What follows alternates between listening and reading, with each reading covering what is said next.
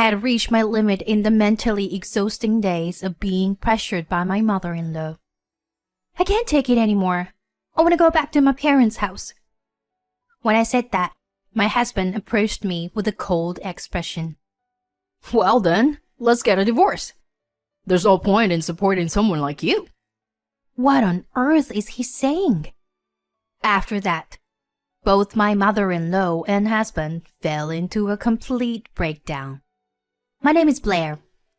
I'm 35 years old and work in an advertising agency. I had been so focused on my work that I hadn't had any opportunities to meet someone. Blair, you're already 30. Have you thought about getting married? Yeah, but I'm not really interested in that kind of thing. At that time, my parents gently urged me to consider marriage. However, I purposely avoided having any interest in marriage back then. I lacked confidence in myself when it came to romance. In fact, I had become quite timid when it came to romance.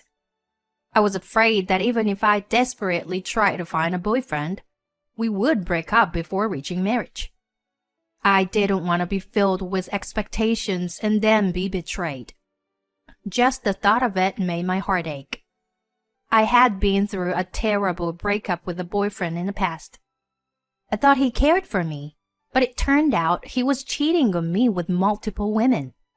When I confronted him about why he would cheat, he made cruel remarks. If you eat French cuisine and high-end steaks every day, won't you get tired of it? Don't you ever feel like having something light and subtly flavored? Huh? What are you talking about? It's normal to occasionally want to have fun with other women. That's what I mean. He said that and mocked me. This incident became the catalyst for my fear of love, and I closed my heart off to men. I hadn't told my parents about this, but somehow they seemed to understand that I was afraid of romance. In reality, I wanted to have a proper relationship, get married, and make my parents happy. But I couldn't take that first step easily. Amidst all of this, one day, I had a fateful encounter. It happened at my workplace. We've secured a new deal this time. You be in charge of that company, Blair. Upon hearing that from my boss, I went to introduce myself to the new client. Nice to meet you. I'm Holland, in charge of N Company. Nice to meet you too. I'm Blair, from S Company. We exchanged business cards. And in that instant, I fell in love at first sight with the man who was my counterpart. Harlan's appearance, atmosphere, and voice were all my liking. From then on, I looked forward to every visit to his office. He always interacted with me with a refreshing smile, and I couldn't help but feel excited. Before I knew it, I found myself smiling and laughing like a fool. But of course, I still managed to handle my work perfectly. Blair, you're really capable at your job. There's a lot I can learn from you. No, that's not true at all. Oh, come on. You don't have to be so modest.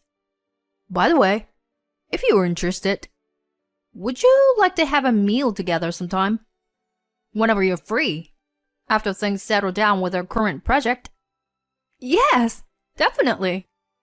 I naturally accepted his invitation to have a meal together. The old me would never have done such a thing. Strangely, I felt naturally inclined to accept his dinner invitation. A few days later, we went out for a meal after work. He was very gentlemanly, and the conversation was incredibly enjoyable. While he was serious during work, in private, he had a great sense of humor and was friendly and cheerful. That's why I found myself becoming more and more attracted to him. It had been a long time since I had developed feelings for someone. And from then on, he started inviting me out for meals regularly.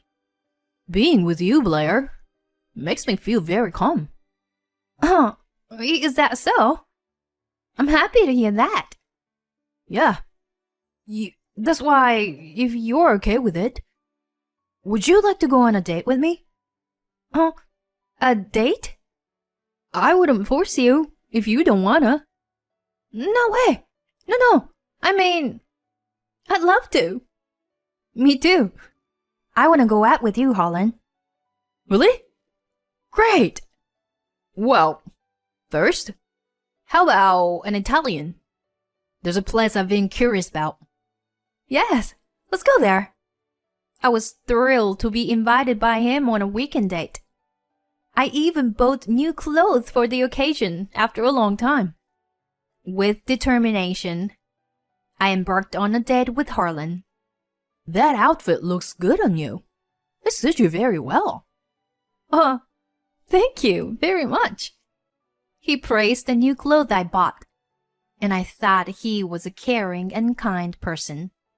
We went on several dates and eventually became a couple. I hadn't had a boyfriend for many years, so I had some anxieties.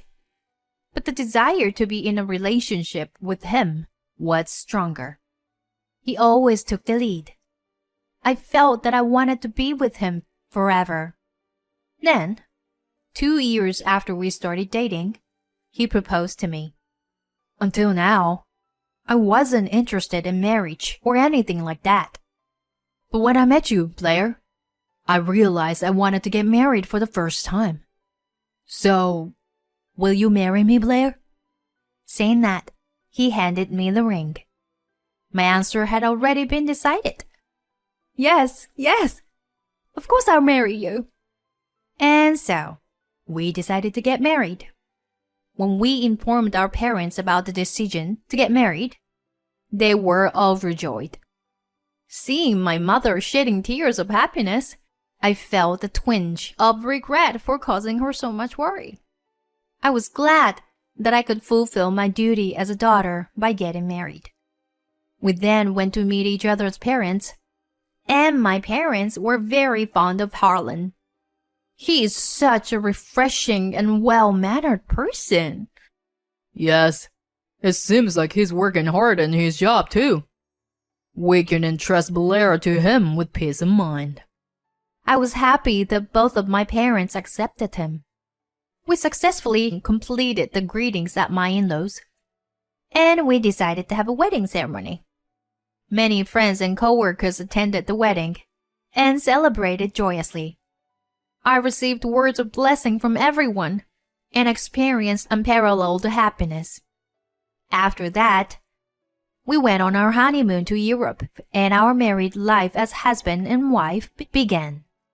I continued working even after getting married. Therefore, we shared the household chores. On days with overtime, we cooperated and took turns cooking and cleaning. My husband had lived alone for a long time, so he could manage to cook to some extent. Even though it was mostly simple pasta, I was grateful that he made it. On our days off, since we both enjoyed visiting cafes, we would search for new cafes we hadn't been to and go together. We also went to the beach as part of a drive and had a great time together. Our newlywed life was very happy in that way. I, who was timid in love, never imagined I could have such a happy married life, so I was truly delighted. We will continue to create joyful memories together in the future. We want to have kids too. I was thinking like that. So I never dreamed that such hellish days would come after that. 3 years have passed since we started our happy married life together. We still had a great relationship and were happy. In the midst of that, one day, an unexpected event occurred. Huh? Dad collapsed? It was a sudden message from my mother-in-law. She said that my father-in-law suddenly collapsed at home and was taken to the hospital by an ambulance. We immediately headed to the hospital. The cause seemed to be a heart attack. He underwent emergency treatment, but my father-in-law passed away. Why did you leave me behind? My mother-in-law seeing my father-in-law sleeping in the hospital room, broke down in tears. Both my husband and I were deeply saddened by his death. But my mother-in-law's despair was unbearable to witness. Even during the funeral, she was engulfed in sorrow. It seemed like my husband had some thoughts as he observed her state. After the funeral, my husband approached me and said something like this. Leaving Mom alone is a concern. I'm thinking of living together in my parents' house. Huh? Living together? Yeah. Seeing Mom's despair worries me. What do you think? Harlan, to be honest, I wasn't very enthusiastic about living together. I thought about whether it was the right thing to do for the sake of my husband. Okay, let's do it. Thank you, Blair.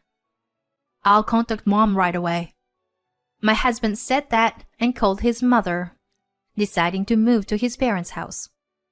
My mother-in-law, feeling lonely being alone, quickly accepted the idea of living together. And so, our cohabitation with my mother-in-law began. Even though we started living together, my mother-in-law still carried the heavy burden of grief from losing her husband, and she wasn't very energetic. So my husband and I shared the household chores as much as possible, trying to lessen her load. The house was bigger than our previous one, so it took a bit more time, but it wasn't a major issue. However, around 6 months, my mother-in-law's attitude started to change. Hey, Blair? Why are you letting Harlan do the household chores? Oh, well, since we both work, we've always shared the household chores. What are you saying? The wife should do that kind of thing. What? And what do you mean by saying you've always shared the chores? Have you been making him do the chores all along?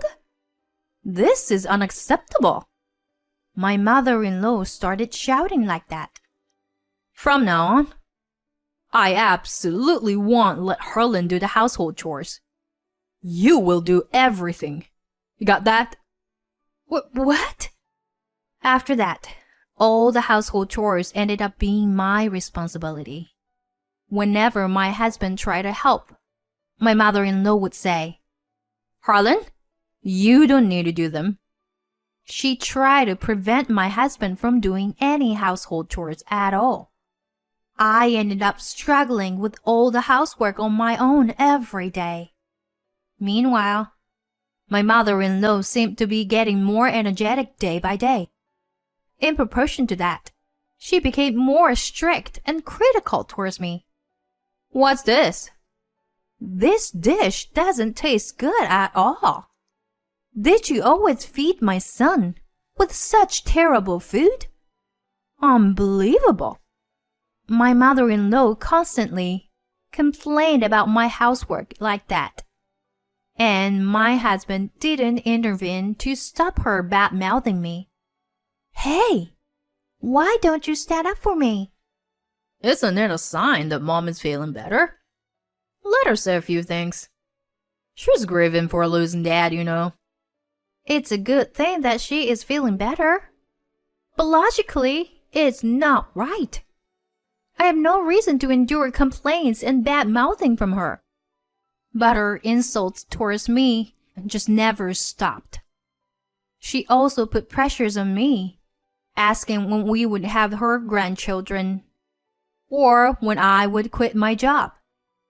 The burden of chores increased, and I was under stress from my mother-in-law, both mentally and physically. And in the midst of all that, an incident occurred that made me suspect my husband's infidelity. I learned about it from a colleague. Isn't this Harlan? The colleague, who was on a trip to a local tourist spot, witnessed Harlan walking with an unfamiliar woman there. Harlan had said he was on a business trip that day and wasn't at home. When I looked at the photos sent by my colleague, there was no doubt it was Harlan. Perhaps she was someone he was traveling with on a business trip. Or maybe... But the casual clothes they were wearing and the way they walked arm in arm left no room for doubt. It was clearly not related to work. I felt an overwhelming sense of despair. My husband was cheating on me. He had betrayed me. So this is why he didn't stand up for me against my difficult mother-in-law. I couldn't live together with him anymore. I decided to hire a private investigator. I decided to gather evidence of my husband's affair. The evidence photos quickly piled up, and preparations for divorce proceeded rapidly. Meanwhile, my mother-in-law's verbal abuse towards me continued. Or rather, it got even worse. My husband still didn't do anything to stop it. He simply had no interest in me. I guess he was too preoccupied with his affair partner. Amidst busy work and household chores, I managed to find some time and finally completed the preparations for divorce with the help of a lawyer. Every day I was mentally cornered by my mother-in-law, and I had reached my limit. One day I called my husband and said, "I can't take it anymore. Please let me go back to my parents' house. Your mother's attitude towards me is just too terrible." Upon hearing this, my husband responded with a cold expression. If that's what you want, then let's get a divorce. There's no point in supporting someone like you. I've been frustrated, with the fact that I have very little money to use. I couldn't understand what he was saying. I earn my own money, just like him. My salary is not any less than his. Furthermore, I do all the household chores. In an instant, my remaining love for my husband vanished. Well, there was no other choice but to divorce, especially considering his affair. Fine, let's get a divorce. My husband was surprised by how readily I agreed to divorce. There was no reason to hesitate anymore. The following week, I immediately began the divorce proceedings. I started packing my belongings to return to my parents' house. That's when my mother-in-law said, "Did you decide to get a divorce by any chance? I always thought that a woman like you wasn't a match for Harlan." She continued to belittle me, even now. And my husband joined in and laughing alone. "Yeah, you're right, Mom. I'm glad that the divorce is happening." Ignoring the two of them as they laughed, I left my in-law's house. Afterward, both my mother-in-law and husband experienced a rapid downfall. I immediately sent proof of delivery to my husband's workplace through my lawyer. The contents, of course, included a demand for compensation for the affair. I also claimed compensation for the mental anguish caused by the constant harassment from my mother-in-law. As a result, everyone at my husband's workplace came to know about it. Career advancement is out of the question. My husband will likely be demoted or fired. As for the affair partner, she couldn't bear the cold stares from her surroundings and voluntarily resigned. And it seems that my ex-mother-in-law and ex-husband have the worst relationship imaginable. "It's because of you, Mom, that I have to pay a large amount of compensation." "What did you say?" "It's because you had an affair." It seems that my ex-husband blamed my ex-mother-in-law, and they cut ties with each other. Furthermore, my ex-mother-in-law's harassment of me became known among the neighbors, and she became isolated, spending her days in loneliness. On the other hand, I have been living with my parents and working hard on my job. In the summer, I decided to move out of my parents' house and purchase a new home. With a substantial amount of compensation and my diligent work, I recently received a promotion. I want to continue working hard and earning a living. I'm excited about the new house, and I'm thinking of finding new hobbies and enriching my life. From now on, I will live for myself and focus on my own happiness.